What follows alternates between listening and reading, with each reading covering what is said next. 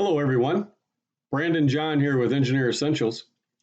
Today I'm going to cover a topic that we get a lot of questions about, which is relating the secondary datum feature to the primary datum.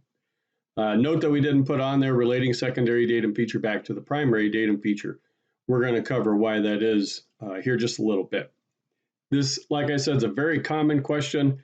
It is something that if you're adhering to the 2009 standard, it's important that you do this. It is a requirement in the 2009 standard, and I'm going to show you where it states that in the standard.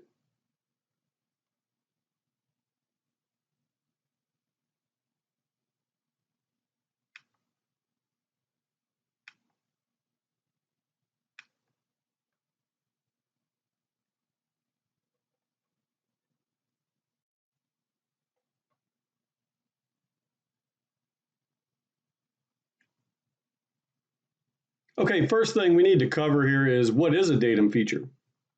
A lot of you are already aware of what they are, but just to make sure, clear the air here with everyone, make sure everybody understands what a datum feature is. Now, this is the definition from the 2009 ASME Y14.5 standard, put up here in the top right-hand corner for reference, section 4, page 57. So it states, section 4.8, datum features. A datum feature is selected on the basis of its functional relationship to the tolerance feature and requirements of the design. We stress that heavily through our courses. We want to base this, what we select as datum features, we want to base those based off of function. And it's always function first.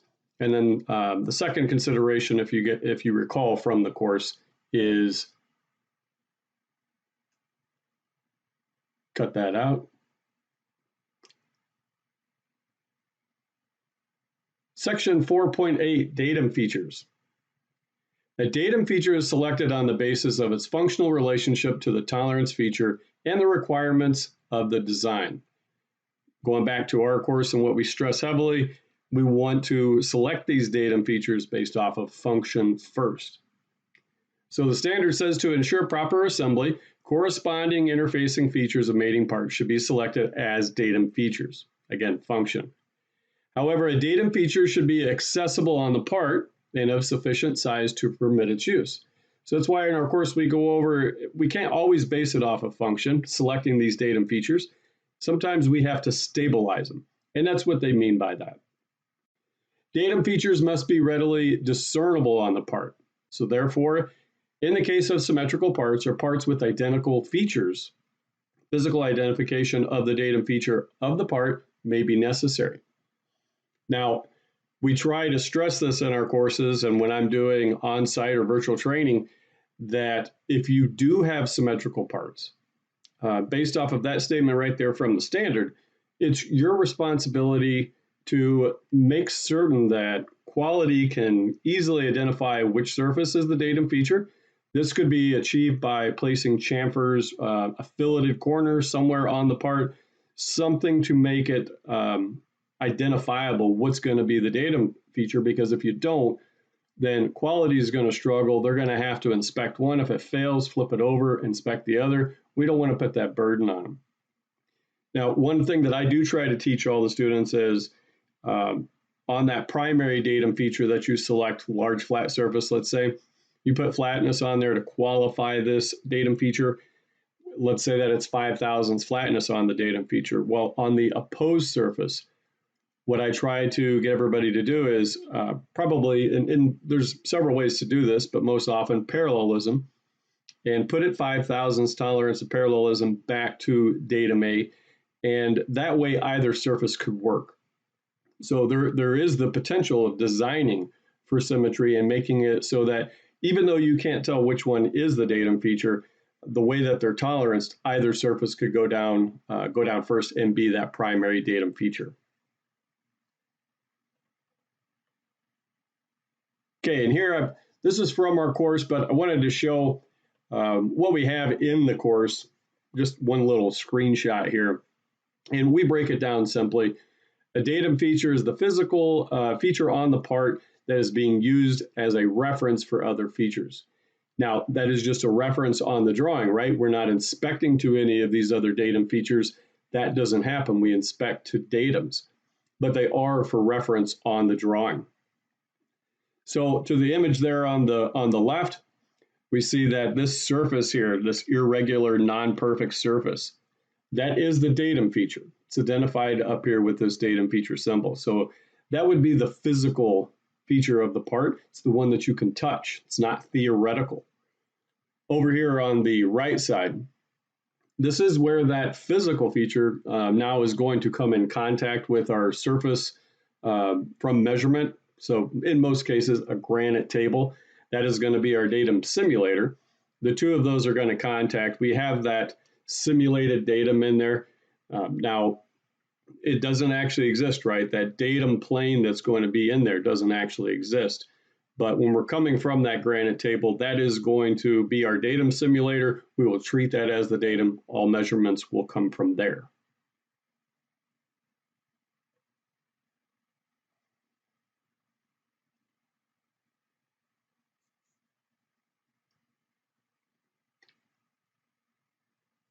A few other notable subsections for this segment.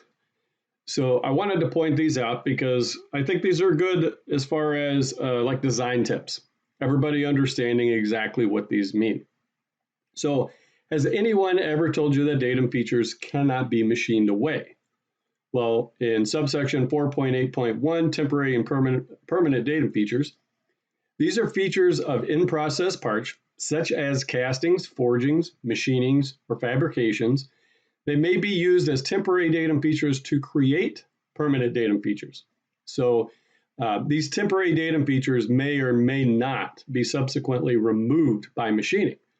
Permanent datums, on the other hand, these are features that should be surfaces or diameters not appreciably changed by subsequent processing operations.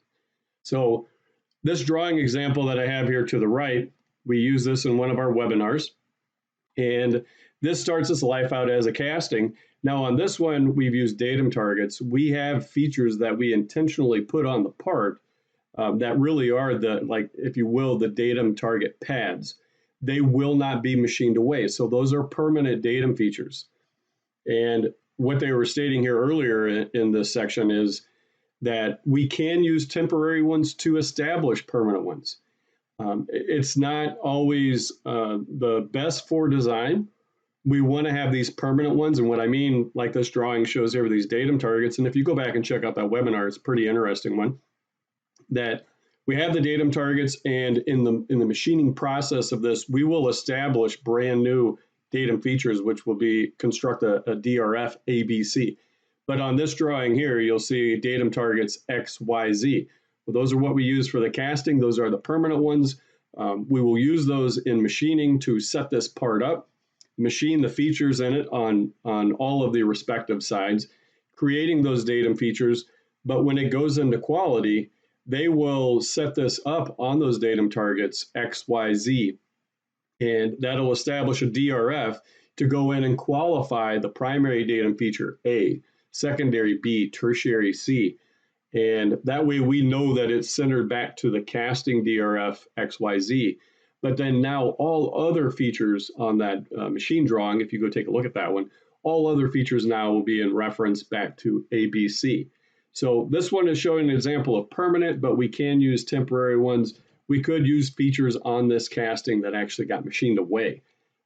Sometimes you have to do that in your design, but if there is a way to keep those, it's nice to keep them, because then we can always, if we need to, go back into quality and make sure that one DRF is centered about the other DRF, meaning the permanent one.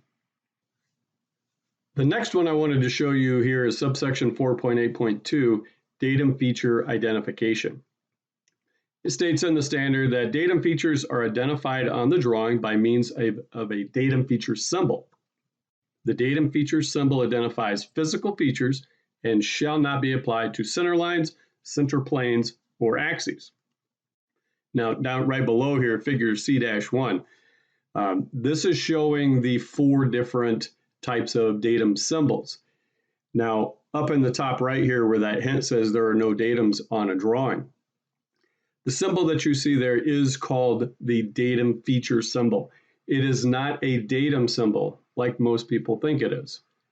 So now it is in the family of datum symbols. That's what they're showing down here. We see a datum feature symbol highlighted right here, a target point symbol, a datum target symbol, and a movable datum target. Like I said, these are all types of datum symbols, but this one right here is the datum feature symbol. That's what we see on the drawing, and that is attached in some way, either an extension line pointing directly to it with a leader arrow, some fashion, or with the feature control frame. That is identifying the datum feature. Now, the theoretical, when we go into inspection, the theoretical will exist there, or we will produce it. Remember, it's nothing tangible. We can't touch whatever the actual datum is, whether it's a midplane or a plane or an axis. Those are things we can't touch. But the datum features, like we saw on the previous slide, those we can touch. So these are the 4 acceptable ones. And like I stated there at the last part of that, and this is key, these datum feature symbols shall not be applied to these center lines, center planes, or axes. Violated all of the time. It's obvious that a lot of people in our audience are seeing it all the time. We find that in our classes, our in-person or our virtual classes, where when we ask these quiz questions, people always select that it's okay to have these attached to center lines. And we'll show that one here next. So this is the little sample drawing that we show on this quiz question. And the red arrow there is pointing to the datum feature symbol B for the secondary datum. We know that it's the secondary datum because when we look at these other datum reference frames here, A, B, B is used as the secondary. Now, the thing is, though, on that center line, we don't know which axis that is supposed to go to. We have an outside diameter shown right here, the 30 millimeters.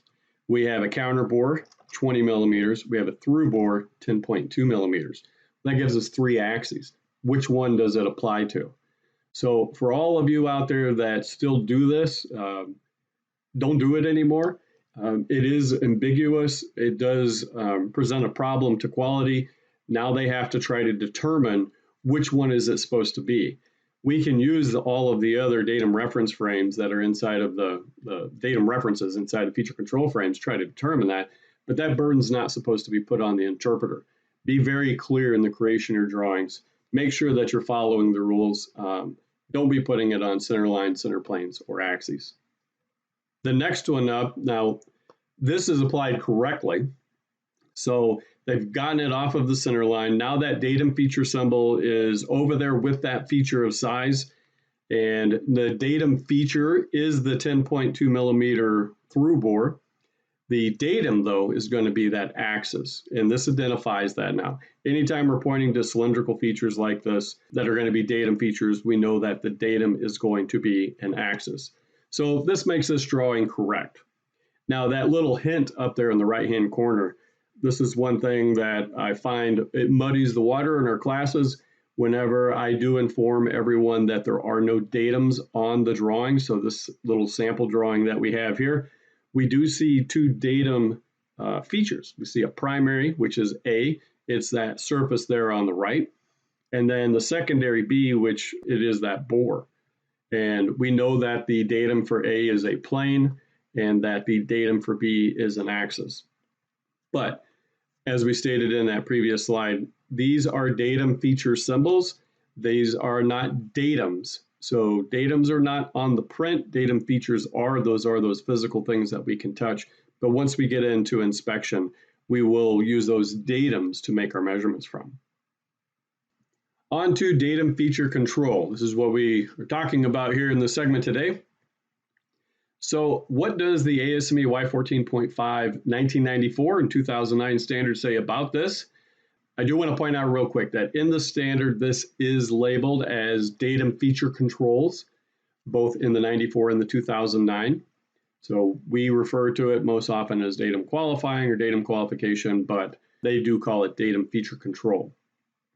So the big difference between the 94 and 2009, I know a lot of you out there may still be using the 1994 standard, Y14.5, but the comparison between the two here in the 1994 standard basically wasn't required.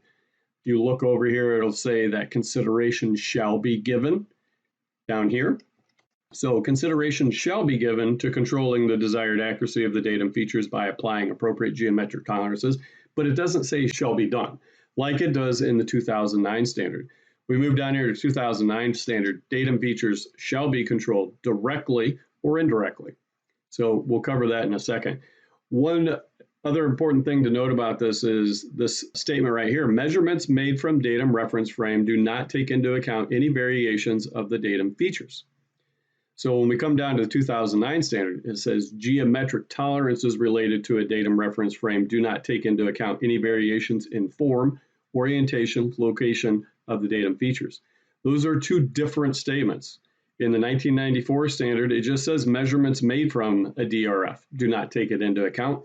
In the 2009 standard, it says geometric tolerances related to a DRF. So it's wording, but it's two different statements.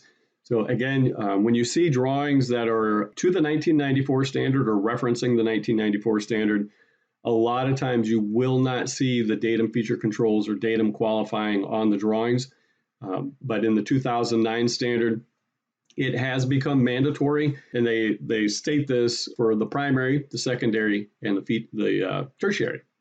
For the primary, so it says form of the primary datum features and or location between features in a pattern used to establish the primary datum. So these are the relationships that we have to consider. So that one's for the primary.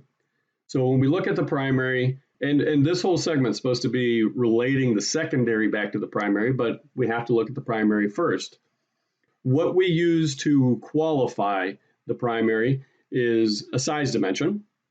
If we go back up here and look at the directly or indirectly, it says by applying appropriate geometric tolerances, or indirectly by dimensions such as the size of a primary datum feature of size. Right after that is very important that it states this in turn makes it possible to calculate a datum feature simulator boundaries of each datum feature in a datum reference frame.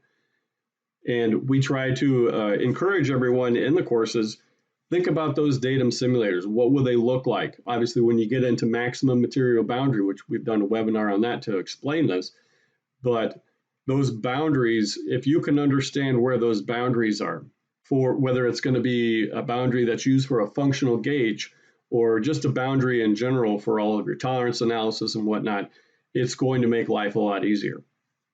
So again, going back to the primary one here, based off of what I just read there from the standard, we will qualify these primaries either off of size. Now, I will state this, we point this out in our course, that when we use size, preferably we want that to be a diameter. Something like that, not across two flats. Technically, according to the way this reads, you can use that. But if you've gone through any of our courses, when we're talking about relying on rule number 1 across those two flat surfaces that are shown to be parallel on the drawing, we can gain a lot of error on both surfaces. So that's why we want to qualify those. We want to refine rule number 1.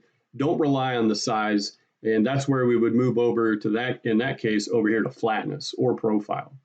So in the form controls, now these are, as far as primary datum features go, the first 4 here are the most common as qualifiers.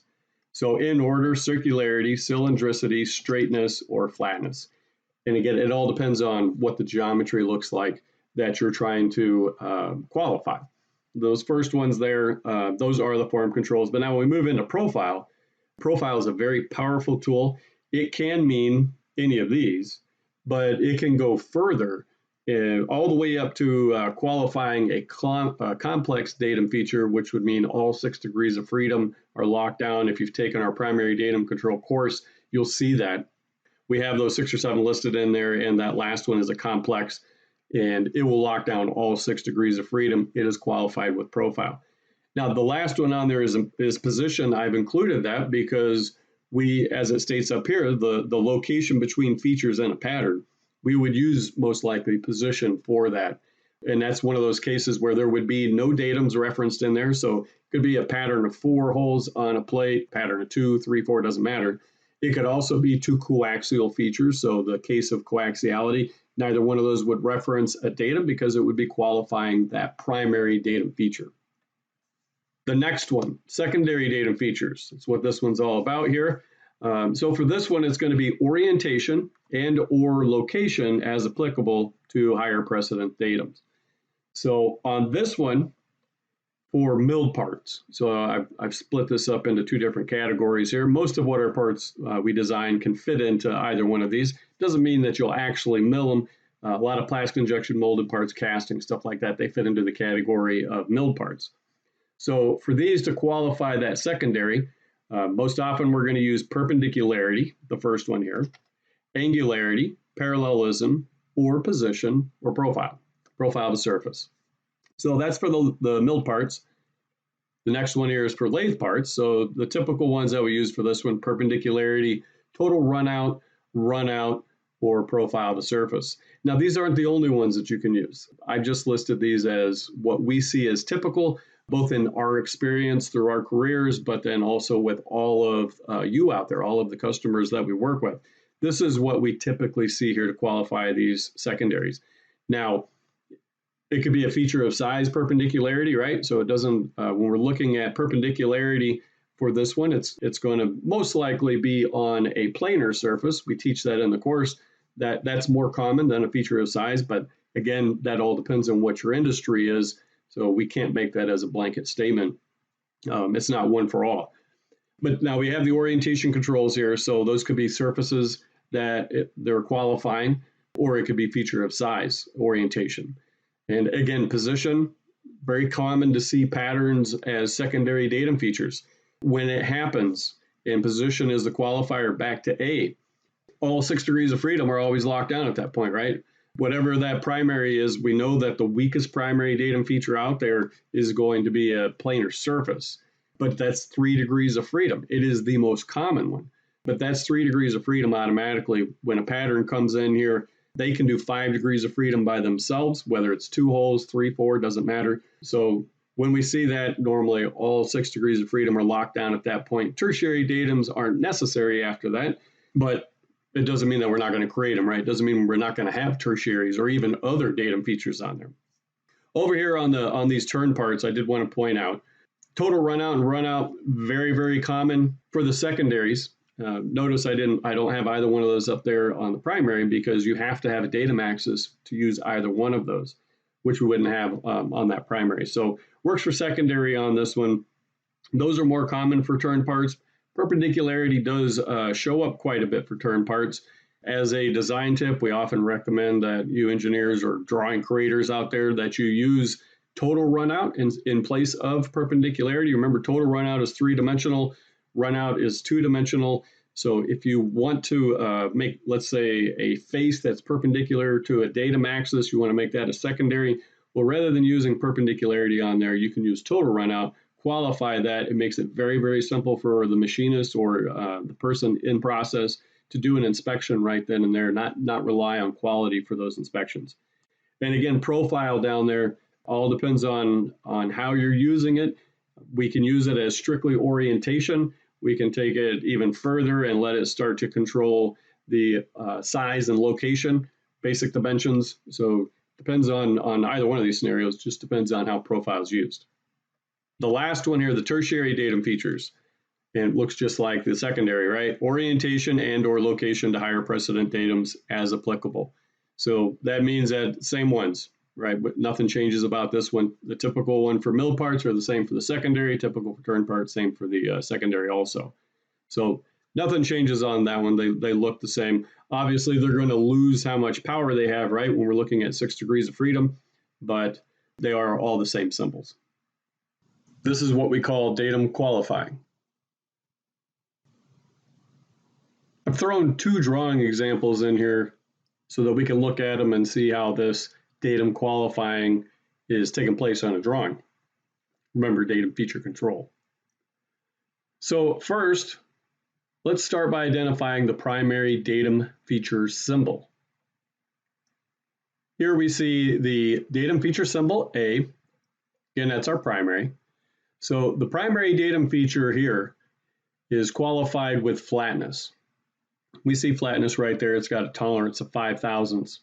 Now remember, this is a plane, so the datum itself is going to be a plane. This is applied to that surface. Remember that the surface itself is the datum feature. We have those highlighted here with these arrows. So we see that the bottom of that part is the primary datum feature, and that is where the primary datum will exist. Now, let's identify the secondary datum feature. So up here in the top left, up there, almost in between zones F5 and F6, we see B up there, and now it's attached directly to the feature control frame. And in the Y14.5 standard, it tells us we can apply this datum feature symbol either to an extension line with a leader arrow, but we can place it directly with the feature control frame. This is our preferred method. This is our preferred method because the interpreter does not need to go looking into one of the other views to find out whether or not there is some sort of tolerance for this feature. So we have them together. So the secondary datum feature is qualified here in this case with perpendicularity. Again, it's perpendicularity surface control as we call it on the wall chart, not feature of size, because it is applied to a surface. So the datum is also a plane in this case. So we see the arrows here pointing over here, the blue arrows to the sides. That is where datum feature B is located. Now, this is important because when it goes into inspection, we want to make sure that we don't have a lot of error between datum feature B and down to the datum, right? Because that perpendicularity, that's going to be measured to datum A, not to datum feature A. But still, whether we're looking at doing an alignment on a CMM or let's say we are using functional gauges, these datum features can have a lot of influence on the alignment of our part and throw them off. So it's very important to make sure that we have tolerances on those. Don't let that go missed. And especially in the 2009 standard, they state that this is mandatory. Wanted to show C on here also. And again, today we're talking about relating that secondary back to the primary, but it's just as important to take care of your tertiary datum feature. On this drawing, we only have 3 datum features, A, B, and C respectively. But on this one, you can see that C is also qualified with perpendicularity, tolerance of 10 thousandths there, back to A first, so back to perpendicularity to the bottom of the part. The next reference is to B. So perpendicularity again back to B. So there's 2 datum references in there, A and B. And again, that qualifies C as that tertiary datum. And it's going to make sure that it is perpendicular within those limits so that it's not going to have a lot of influence in the inspection. That goes on to mean it's not going to have a lot of influence when it goes into the actual assembly. Remember that our datums that we select, datum features more specifically, what we select for those datum features on the drawing, we select them because those are mimicking the surfaces or features of size, whichever, that they're going to engage when this part goes into its assembly. So I've highlighted those there. It's the green planes down there, if you will, both in that top view up there and also that section view over to the right. This is the second example drawing here that I wanted to show you. A little more going on here. And again, this is another drawing that we cover in a webinar series. But a little more going on in that there is more than just an A, B, C datum features on here. It goes all the way up to E. But on this one, let's first look at the primary datum feature, locate where it is on the drawing. So we see it down here towards the bottom, down in A4. So there's the datum feature symbol for A. Again, it's qualified with flatness, right? So pull all that up there. The primary datum feature is qualified with flatness. The primary datum is a plane, just like we saw in the previous drawing example. Like I said before, these are the most common datums that you're going to find as planes as primary. And again, that depends on your industry. So now let's find secondary datum feature B. So this is sitting over here, and again, it's right in between zones C and B over here, 6, over to the left. Now, this one has perpendicularity on it, and it's qualified back to A, but this one's feature of size perpendicularity. So the datum here is going to be an axis for the secondary datum. Now, this is something that would have been placed on a drawing per the 1994 standard anyway, right? Oftentimes, back per the 1994 standard, the drawing creator was already qualifying these. We didn't use that term back then for the 1994 standard, but it still existed. And in this case right here, perpendicularity in reference back to A, that should have already been on a previous drawing, but again, mandatory for the 2009. So this one is an axis. So I'm just showing it right here in this location. And then back up here also, this axis going through the bore here. Now again, this datum axis is not the axis for the counter bore, right? So that counter bore inside of there, that has to have another tolerance, also, a location and whatnot on there. But on this one, we're just showing that axis is right there. Again, I did not want to leave off the tertiary, so threw that in here. If we come over here to the right-hand side, we see we have a position tolerance. It is back to A first, and then next is our secondary, which again is that axis. Now, this one looks like an axis. It's not. This is actually a midplane that we have on this one. It looks like a center line on the drawing, but the datum itself is going to be a midplane. And again, first oriented to A. If it can be located to A, it will be. In this case, it can. It's perpendicularity. But then located from B, and that's that axis. So it's taking care of that up-down location for B. Okay, the next one here is D. So, and again, because I have all of these on these drawings, just wanted to point this out real quick. So for D, we have an OD, a boss, 2.875 in diameter. It has position on there. That position tolerance is qualifying this datum feature. So it's qualifying it back to A, B, and C. Remember, as we go through each one of these datum features, they have their feature control frames with their qualifiers. Those qualifiers, or geometric controls, if you will, they're back to the higher precedent datums. So not datum features, but datums. And like they stated earlier, we use these for reference on the drawings, but what we see on the drawing are not datums. What we see on the drawing are datum features. And again, those are things that we can touch. Going back to C here, this midplane, we have a plane over here, or a surface. We have another plane or surface over here. They construct the datum feature. The midplane of the two, or the average, if you will, which constructs that midplane, that's the datum. So C, again, C is a midplane, D is a boss. It does mean that datum D is going to be an axis, right? Right here where we see true position. That's the true position, right? This is the position tolerance for it. So this position tolerance, which is a cylinder of 15 thousandths, is located at the true position. So again, that's back to A, then B, and then C, and that order quality has to follow that.